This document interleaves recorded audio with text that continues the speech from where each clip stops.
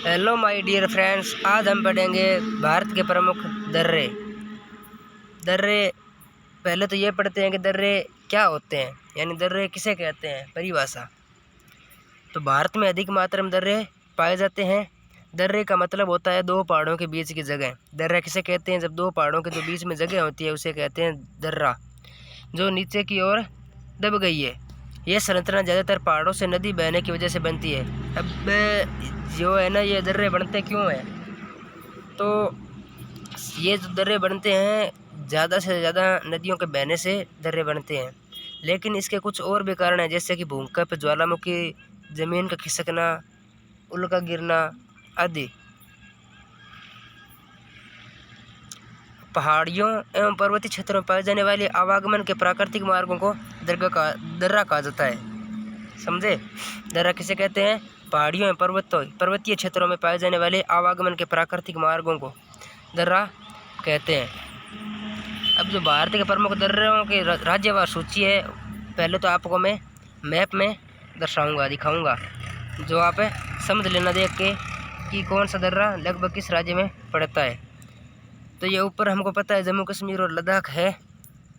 जम्मू कश्मीर और लद्दाख में है ये बुर्जिला दर्रा, काराकोरम दर्रा, पीर पंजाल दर्रा, ये शायद हिमाचल प्रदेश में पाया जाता है।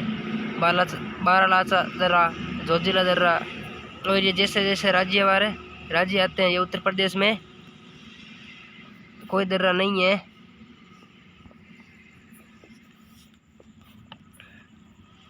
आप देख सकते हैं कि ये जम्मू कश्मीर में है। ये सारे दर्रे ये दर्रे कहाँ पे है? जम्मू कश्मीर में। जोजिला, बनिहाल, पीर पंजाल, काराकोरम और बुर्जिला दर्रा। और उसके बाद ये है ना, ये जो बारालाचा दर्रा और शिपकिला दर्रा और रोहतांग दर्रा, ये कहाँ पे है? हिमाचल प्रदेश में। ठीक है। उसके बाद ये जो दर्रे है ना, ये नीति दर्रा और लिपुलेख दर्रा, माना दर्रा, ये कहाँ पे है? उत्तराखंड में। ठीक है। और उसके बाद जो ये नाथुला दर्रा और जेलेपला दर्रा है ना, ये कहाँ पे है? सिक्किम में है। ठीक है। उसके बाद ये जो दर्रे दे रखे हैं, ये बोमडिला और यांगयाप दर्रा और दिफू दर्रा, ये अरुणाचल प्रदेश में है। उसके बाद तुजू दर्रा है जो मणिपुर में है, मणिपुर में दे रखा है।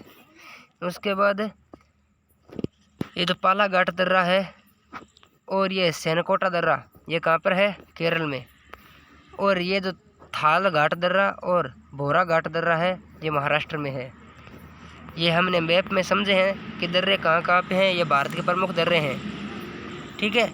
और उसके बाद नेक्स्ट पेज पे चलते हैं।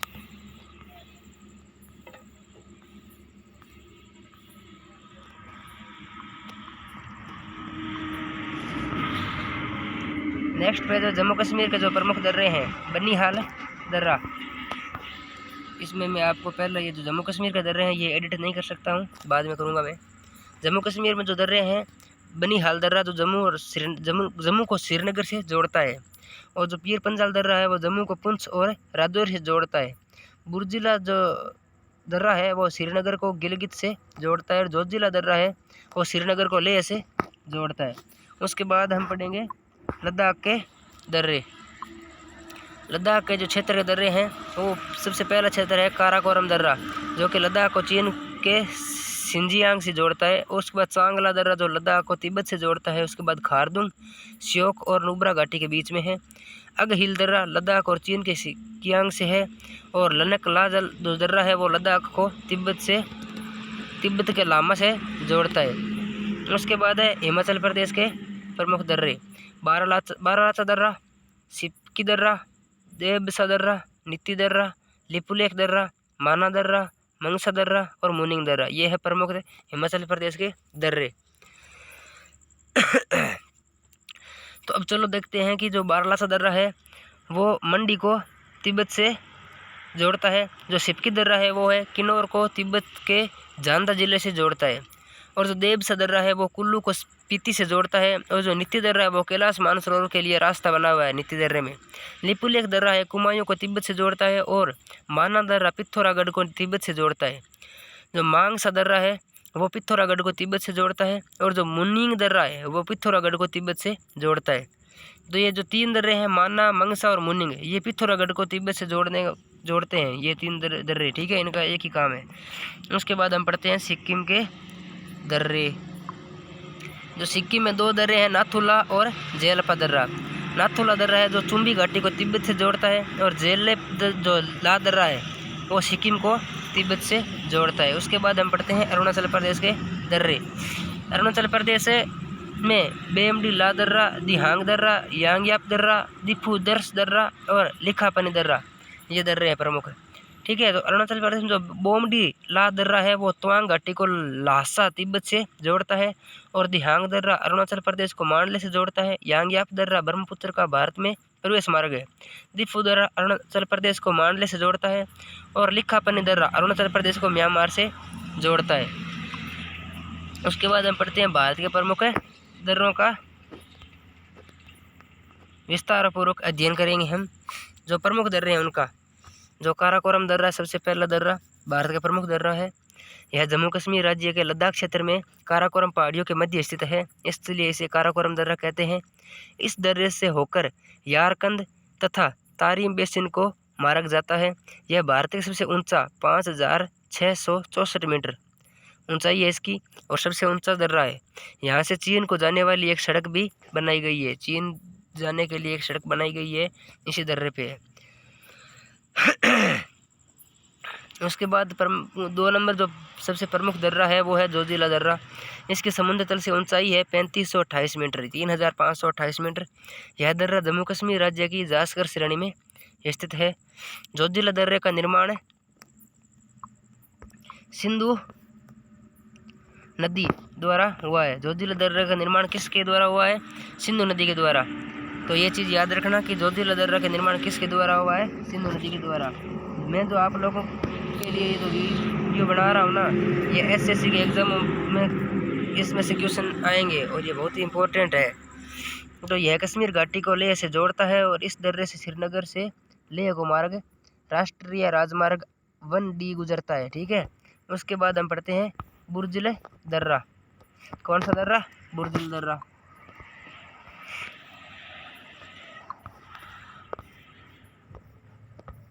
बुर्जिल दर्रा पढ़ते हैं, एक मिनट पढ़ते हैं।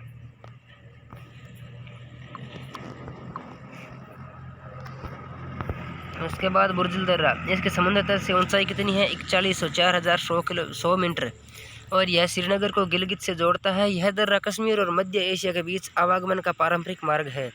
जो बुर्जिल दर्रा है वह कश्मीर और मध्य एशिया के बीच आवागमन यानी आने जाने का पारंपरिक यानी जो प्राचीन काल से उपयोग में लिया जा रहा था वह मार्ग है। उसके बाद है पीर पंजाल दर्रा, जो कि इम्पोर्टेंट है।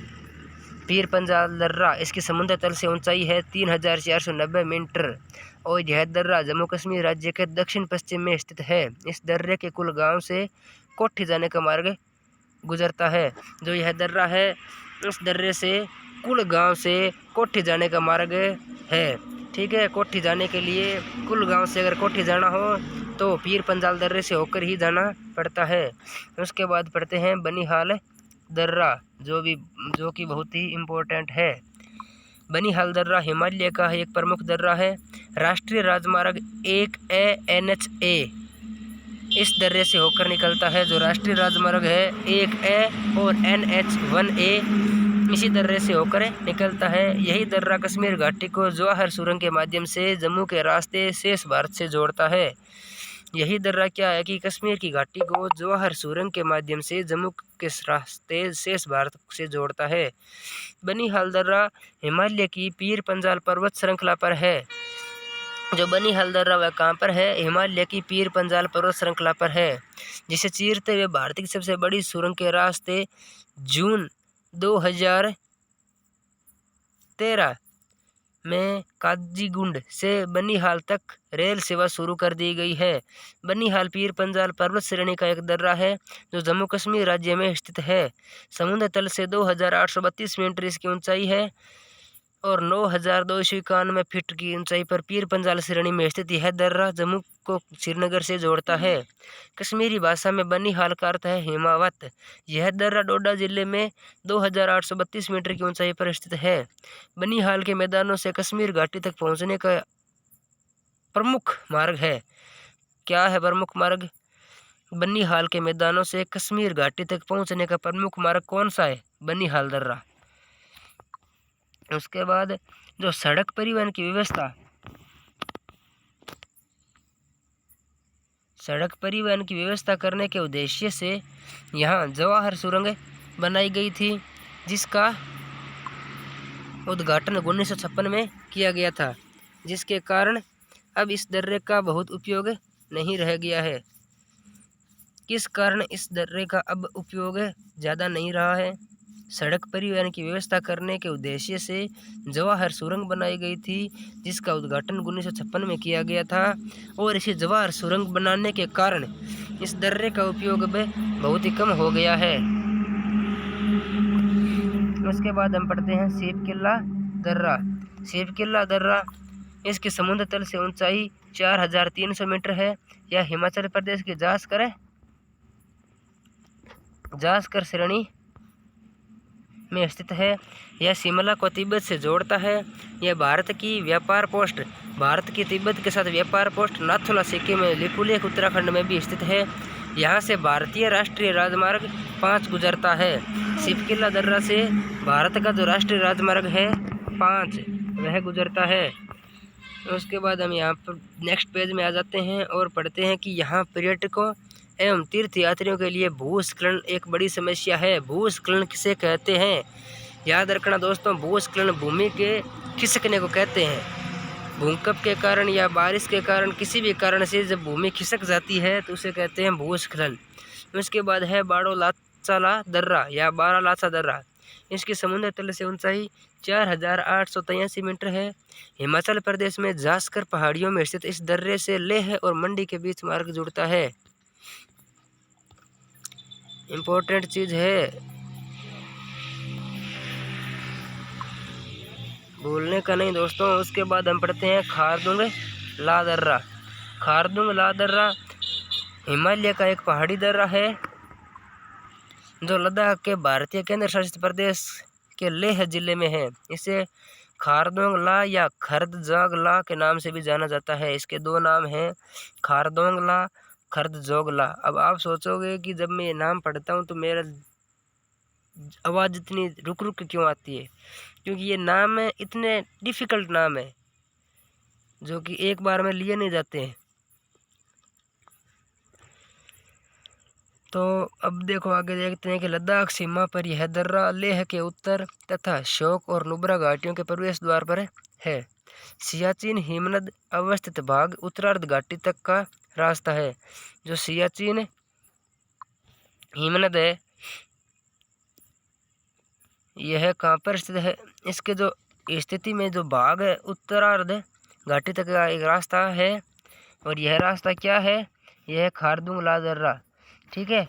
और उसके बाद हम पढ़ते हैं खारदुंग ला दर्रा की जो ऊंचाई है वो कितनी है? 5,395 मीटर, और इसकी जो फीट में यानी फुटों में इसकी जो ऊंचाई है वो 17,582 फीट है। स्थानीय शिखर संकेत और लेह में शर्ट बेचने वाले दर्जनों दुकानदार यह भ्रांतिपूर्ण दावा है कि इसकी ऊंचाई 5,602 मीटर के लगभग है, ठीक है। और यह दुनिया की सबसे ऊंचा यांत्रिक मोटरेबल दर्रा है। उसके बाद हम पढ़ते हैं माना दर्रा। माना दर्रा जो कि उत्तराखंड में अंतिम गांव माना में स्थित है। जो उत्तराखंड के अंतिम सबसे आखिरी जो गांव है वह माना गांव, वहाँ पर माना जाता है, वहाँ पर स्थित है, जिसे माना दर्रा कहते हैं। मैंने कहा माना जाता है। इसकी ऊंचाई 5,545 मीटर है, और यह उत्तराखंड के माना को तिब्बत से जोड़ता है। उत्तराखंड का जो माना गांव है उसे कहाँ से जोड़ता है? तिब्बत से। यह दर्रा उत्तराखंड की हिमालय के जास्कर श्रेणी में स्थित है। यह भारत एवं चीन की सीमा पर स्थित है। माना दर्रा कहाँ पर है? भारत और चीन की सीमा पर स्थित है। उसके बाद नीति दर्रा, यह उत्तराखंड और तिब्बत की सीमा पर स्थित है। उत्तराखंड जो भारत में है और तिब्बत जो चीन में है, इन दोनों की सीमा पर स्थित है। और इसकी जो ऊंचाई है वह 5389 मीटर है। यह दर्रा उत्तराखंड से मानसरोवर एवं कैलाश पर्वत जाने के लिए एक रास्ता देता है। मानसरोवर एवं कैलाश पर्वत जाने के लिए एक रास्ता देता है नीति दर्रा। उसके बाद हम पढ़ते हैं लिपुलेख दर्रा। ये लिपुलेख दर्रा, ठीक है। यह दर्रा यह भी उत्तराखंड में है, जो कि पिथौरागढ़ जनपद में 5334 मीटर की ऊंचाई पर स्थित है। यह उत्तराखंड एवं तिब्बत की सीमा पर स्थित है। यह भारत और तिब्बत की व्यापार पोस्ट है। जो यह लिपुलेख दर्रा है, यहाँ पर क्या है, भारत और तिब्बत की एक व्यापार पोस्ट है। उसके बाद यह भारत, चीन एवं नेपाल की सीमा पर स्थित है। भारत एवं नेपाल के बीच में इसके नियंत्रण को लेकर विवाद है, परंतु वर्तमान में इस पर भारत का नियंत्रण है। यहाँ से कैलाश मानसरोवर जाने का रास्ता गुजरता है। कैलाश मानसरोवर एक तीर्थ स्थल है, जहाँ पर जाने का रास्ता यहीं से लिपुलेख दर्रे से होकर गुजरता है। उसके बाद हम पढ़ते हैं नाथुला दर्रा। नाथुला दर्रा भारत चीन युद्ध में सामरिक महत्व के कारण चर्चित यह दर्रा सिक्किम राज्य में डोंगेक्यो श्रेणी में स्थित है। यह दार्जिलिंग तथा चुम्बी घाटी से होकर तिब्बत जाने का मार्ग प्रशस्त करता है। चुम्बी नदी इसी दर्रे से बहती है। 1962 के भारत चीन युद्ध के बाद इसे बंद कर दिया गया था, जिसे 2006 में पुनः खोल दिया गया। तिब्बत जाने का एक मार्ग है, ठीक है।